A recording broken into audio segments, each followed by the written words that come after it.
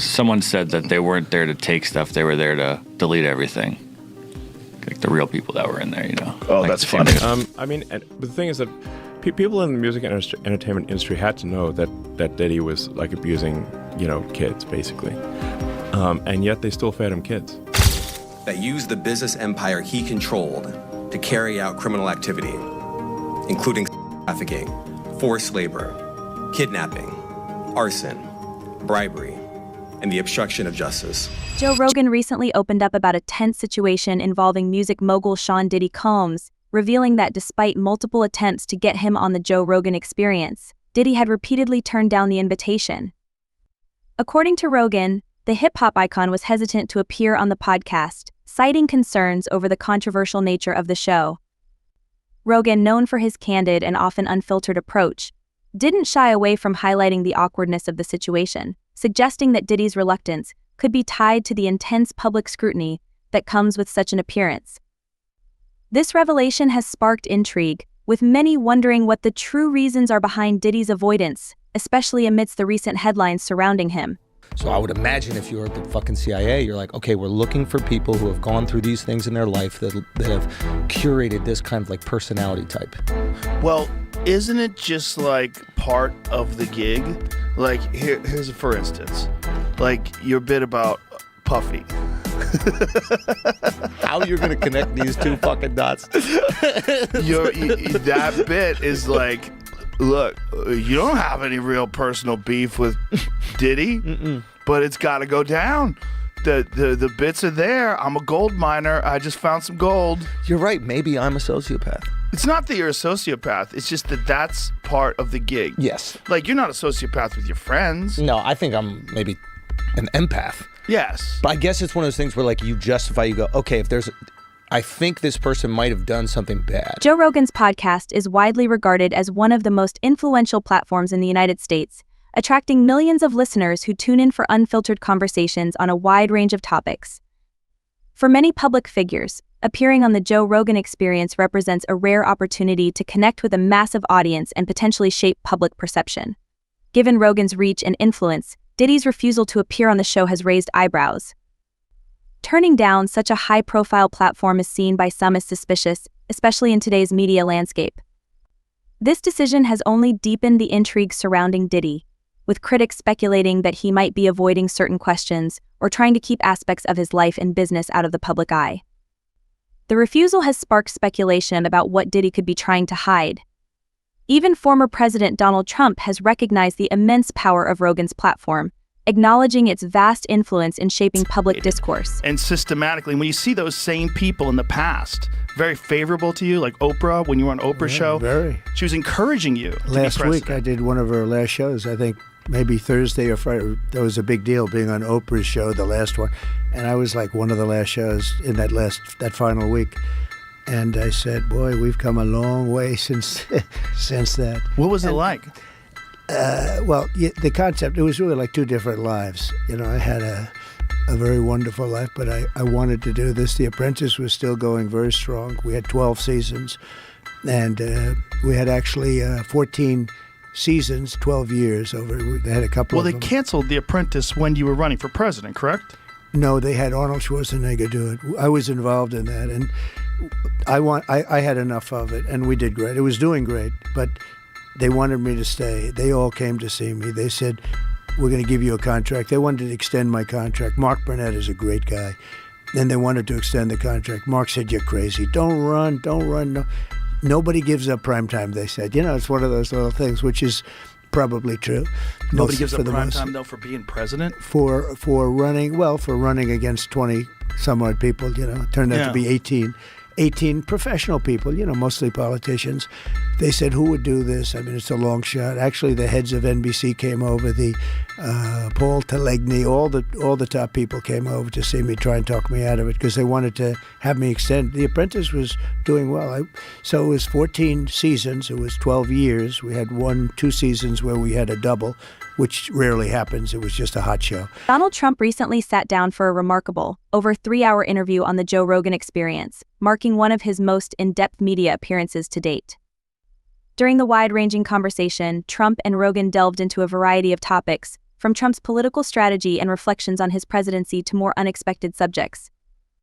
In a rare moment of reflection, Trump discussed what he saw as mistakes during his time in office, admitting there were areas he might have handled differently. The two also explored the topic of extraterrestrial life, with Trump expressing the belief that there's no reason to dismiss the possibility of life beyond Earth. True to his style, Trump meandered into tangential subjects, sharing anecdotes about his time hosting The Apprentice and offering historical musings on figures like Abraham Lincoln. Rogan, known for his direct and candid approach, pressed Trump on several issues but kept the tone light and engaging throughout. The result was a conversation that, while serious at times, also remained enjoyable and full of unexpected moments. Yet for young male voters. The appeal obvious. With more than 14 million followers on Spotify, Rogan's potential audience dwarfs the population of any of the 7 battleground states. Trump has been going on other podcasts targeted to a younger male audience as well, and at least for some voters we talked with, it's working.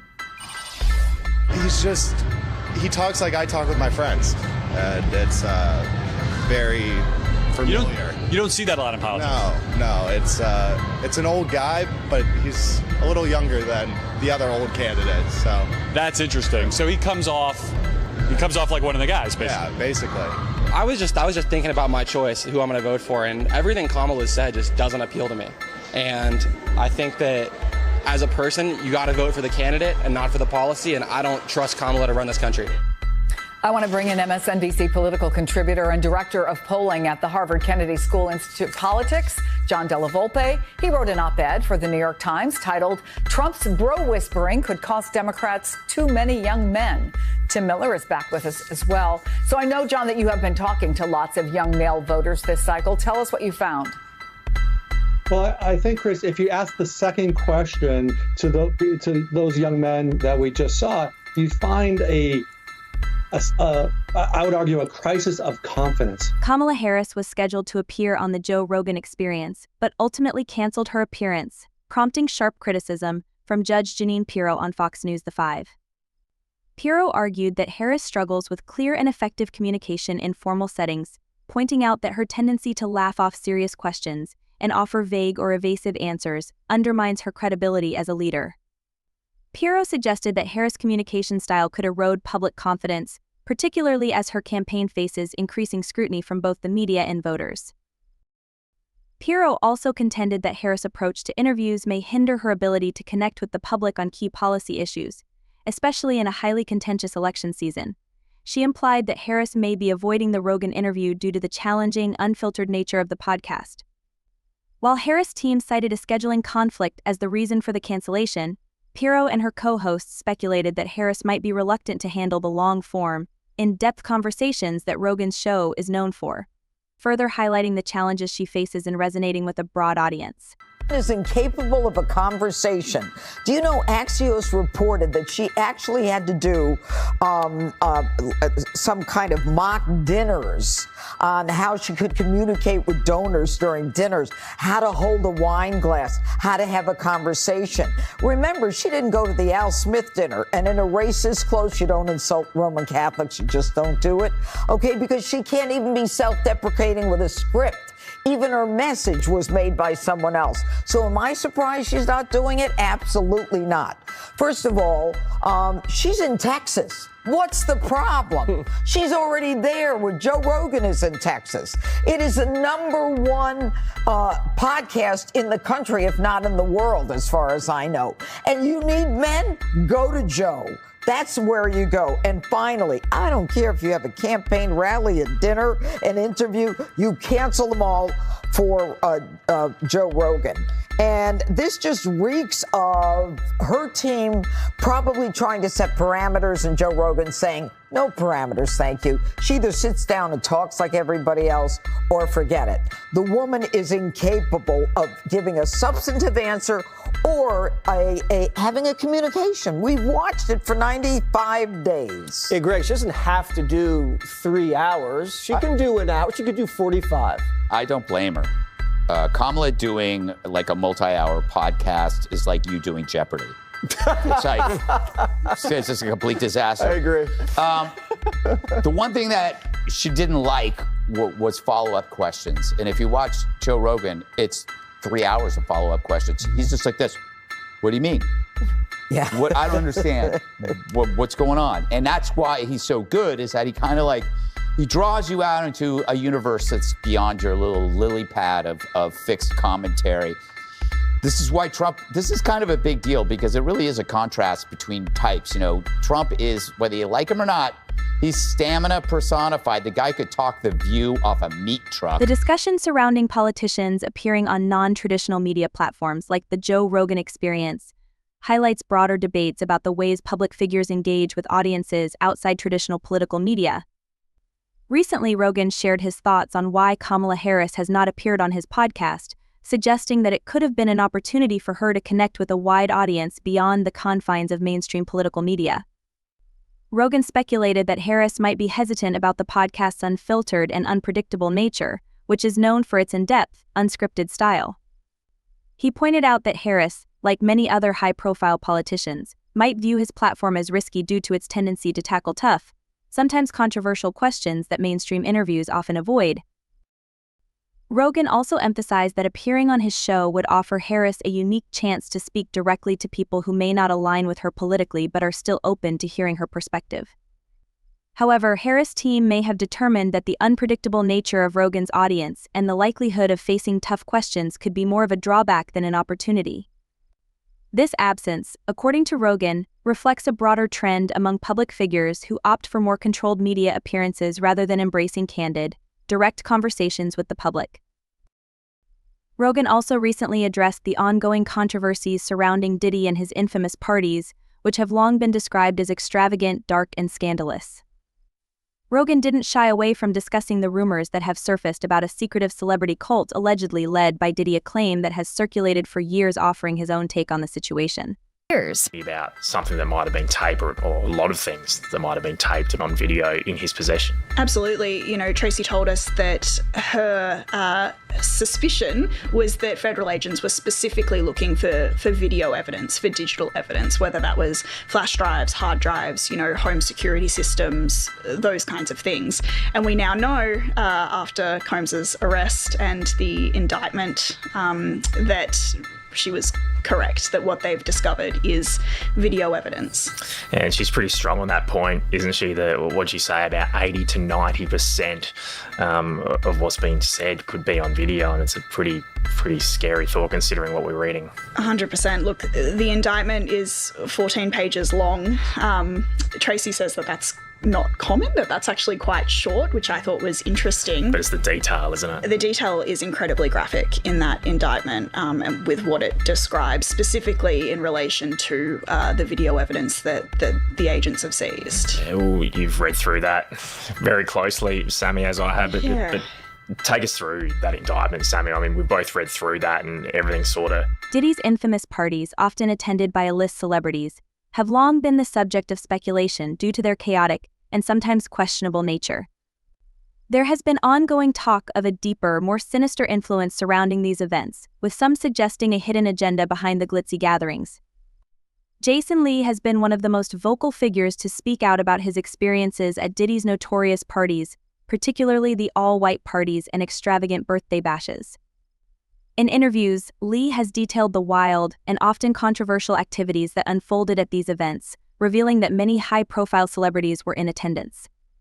He has shared shocking anecdotes about the secretive and, at times, unsettling behavior he witnessed, with some celebrities allegedly engaging in unusual and risky activities that were deliberately kept out of the public eye.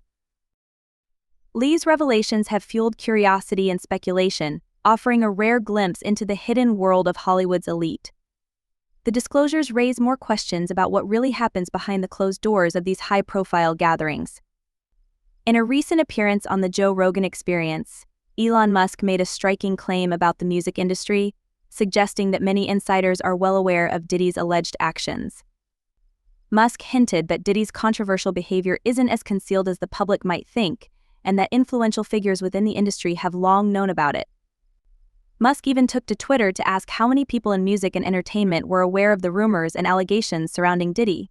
His tweet, which alluded to the ongoing controversy, quickly garnered attention and sparked further discussion. For her, every human being knew some shit about Diddy that knew him, and nobody. They were all afraid. All scared. It's incredibly brave. And she's just like, nah, here's everything. That's the thing. A lot of the people that are powerful that do this kind of stuff coming out.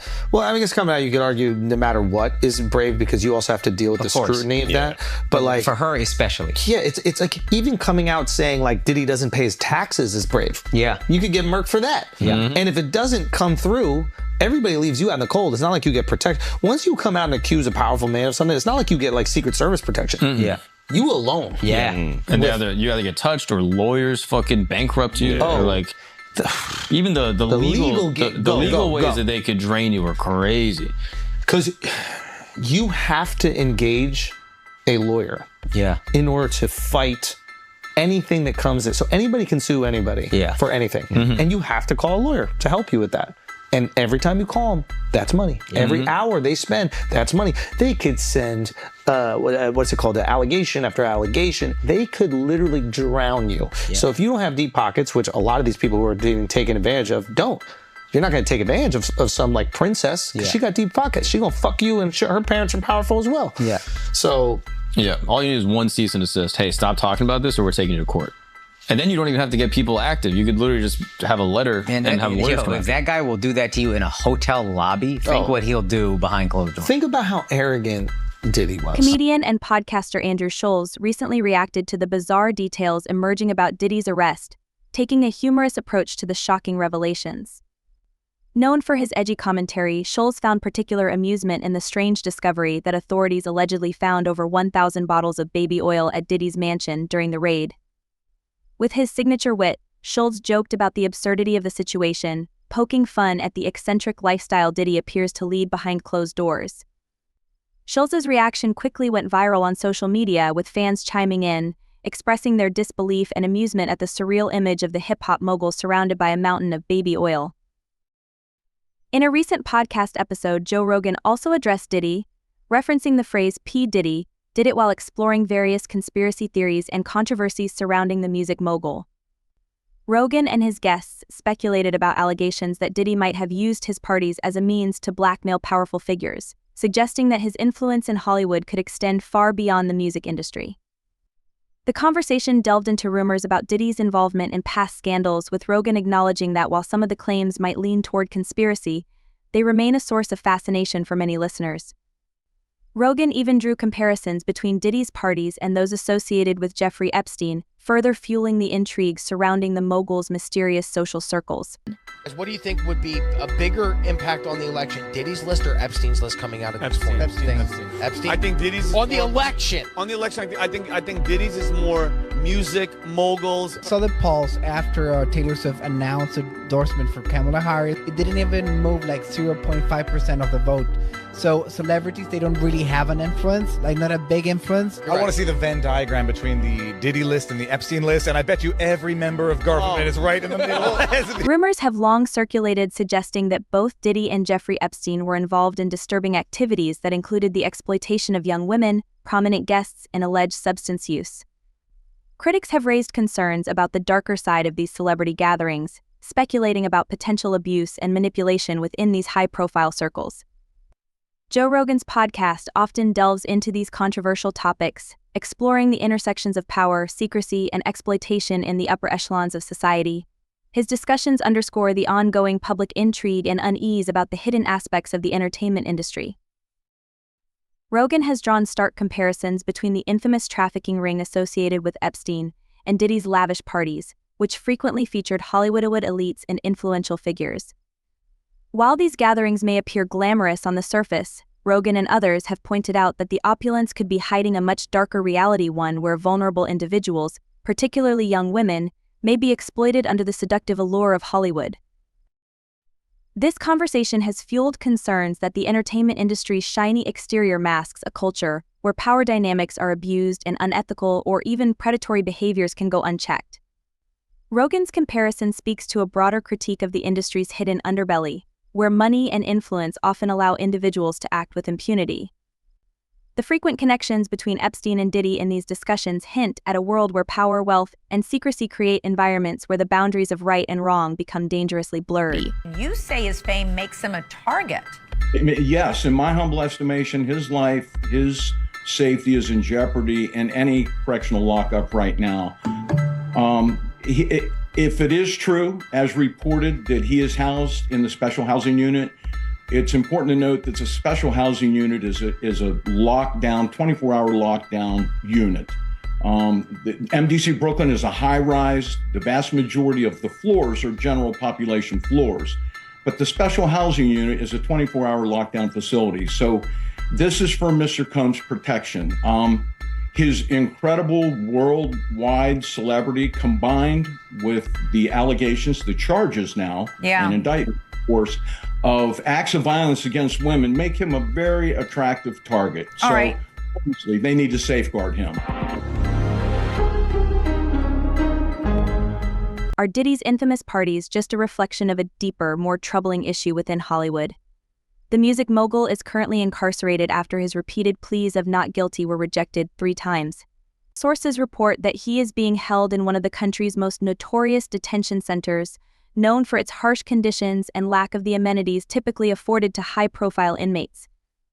Despite his legal team's efforts to secure his release on bail, the court has remained firm, citing the severity of the charges against him. This stark contrast between Diddy's current detention and the lavish lifestyle he once enjoyed underscores the gravity of the allegations he faces. As he awaits his next court date, his situation serves as a reminder that even those with vast wealth and influence are not immune to the shifting power dynamics in the justice system. The circumstances highlight the changing tides of accountability, where even the most powerful figures in Hollywood may no longer be able to evade consequences. I do think that several members of Congress in some of my discussions have brought up media literacy because that is a part of what happened here. Wait a second, so Usher, Pink, Megan Fox, and a bunch of other celebrities are scrubbing all their information off of X, every tweet they've ever done. Well, that's very interesting. That's a rabbit hole in itself. But listen to what AOC is saying right here. They're coming for your free speech, y'all. We're going to have to figure out how we rein in our media environment so that you can't just spew disinformation and misinformation. It's one thing to have differing opinions, but it's another thing entirely to just say things that are false. And so that's something that we're looking into. What are your thoughts on this? How much do you believe the music and entertainment industry knew about Diddy's alleged actions? Share your opinions in the comments.